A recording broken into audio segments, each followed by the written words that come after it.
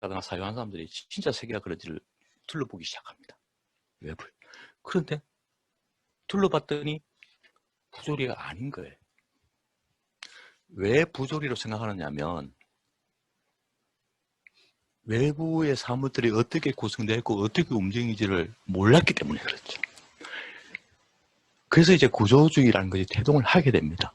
구조주의는 밑에 써놨잖아요. 사물의 의미가 구조 안에서 다른 사물들과의 관계에 따라 규정된다. 즉 뭐냐면 내가 있고 내 주변에 어떤 사물들이 둘러싸여 있는데 나하고 사물 간의 관계가 아니라 나하고 그러니까 근대 철학에서 주체 대상이라는 거거든. 나와 너의 관계가 아니고 이것과 저것의 관계에 따라서 다른 사물입니다. 구조 안에서 다른 사물과의 관계. 다른이라고 표현한 이유는 뭐냐면 이거는 제가 사전에서 가져온 거예요. 제가 정리한 게 사전에서 가져온 겁니다. 여러분 파워포인트나 참고 자료 올려주는 거 있죠.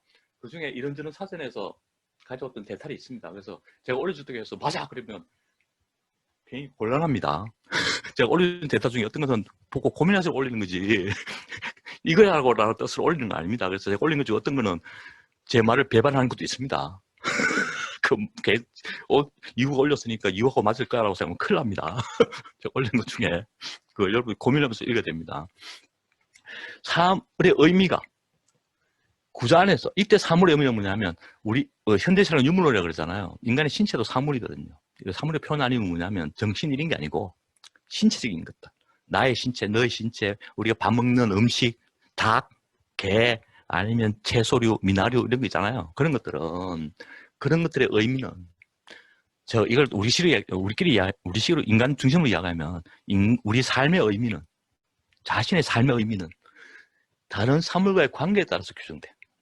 그래서 이 예를 들면서 보통 들레저 철학할 때 계열 그리고 접합 연결 이런 갈 때 설명을 많이 드리는 건데 이게 구조주의 설명이에요. 그게 뭐냐면 이런 겁니다. 제가 옛날에 설명을 많이 드렸어요. 전번에는 이야기하면서 어떤 이야기냐면 그런 이야기했죠. 프랑스 혁명이 왜 일어났을까요?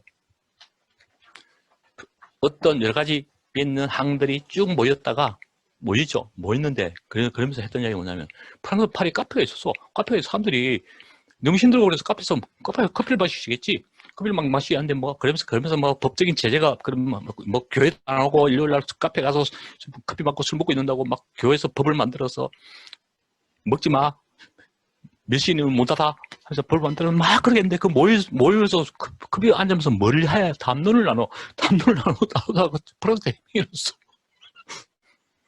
그 이야기는 뭐냐면 구조를 바꾸는 게 무슨 큰 그게 아니라는 거죠.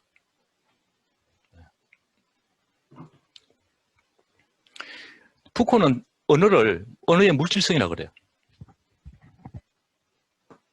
연극적인 언어는 무대 장치들을 통해 형성돼. 이거는 무슨 소리냐면 우리 얼마 전에 무대를 꾸몄잖아요. 무슨 은희경 작가 초청 북크스를 했는데 가보면 사실은 그 안에 사물적인 것들이 쭉 모여 있잖아요. 모이는데 그 자체를 만들 수 있었던 거는 언어적인 요소, 비언어적인 요소들이 다 결합이 돼가지고 만들어진 것. 그래서 언어는 수행되기 때문에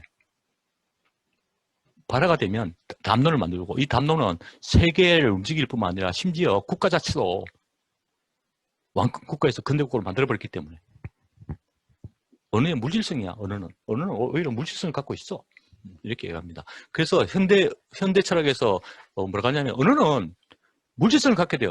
만약에 물질성을 갖고 있지 않다면 언어는 존재할 수가 없습니다. 예를 들면 헌법의 조문들 전부 다 어떤 물자로 어떤 종류에다가 어떤 기호로 표시되어 있죠? 물질성을 갖고 있죠? 말은 제가 성대와 목을 떨려서 공기를 진동시켜 이거 있죠? 이런 것이 없다면 언어가 어떻게 존재합니까? 그래서 나중에 지세고가 이런 이야기를 합니다. 다윈도 이 뒤에 내가 갖고 왔구나. 다윈도 왜? 저자 파트리크 토르가 다윈의 저서에 나타난 애국강식 저사 생존 투쟁이나 식민주의의 오명을 풀려고 힘있게 노력했지만 실패했습니다. 이거 제가 쓴 글입니다. 다윈이 식민지 개척선 영국군한 비거리 노래 사냥개를 데리고 비거로 영국 군함 이름이 비거호야. 그걸 타고 다니면서 발견한 세계가 약육강식 그 생명투쟁 논리에 부합하는 생물들뿐만 아니라 여기에 부합하지 않은 생물도 있었어. 사실은 딱 보니까 다일의 그 종의 기운에 뭐 그런 얘기 많이 나오거든요. 얼마 전에 뉴스 하나 나왔어. 깨구리가 큰 깨구리가 뱀을 먹고 있는 사진. 깨구리가 뱀을 먹다니. 이게 약육강식의 세계야? 뭐 뜨아 그런 게 자연 속에 일어나거든요. 일어나는데.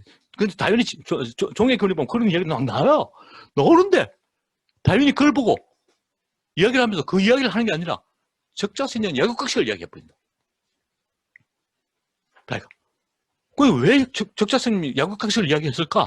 왜냐하면 영국인 다윈은 자신의 시대를 지배하고 있던 식민지 담론인 사회진나로 약육강식 적자생년 생수되는 개념을 그대로 차용해가지고 뭐냐면 새로운 기표를 하고 탈기표를 하면 되는데 새로운 의미를 만들어내면 되는데 새로운 의미를 만드는 게 아니라 옆에 주변에 있는 것들을 그냥 차용을 해버린 거예요. 차용하니까 차용을 하고 여기에 어긋나는 사례들을 그때 보면서 글을 쓰다가 거기 어긋나면 다 제거하거나 무시해버리면서 그러니까 다소성을 선호하고 소수성을 제거함으로써 스스로 약육강식이라는 식민지주의가 된 거야. 자기 스스로 그렇게 돼버린 거야. 찰스 다윈은 종의 기원 발간 10인 후에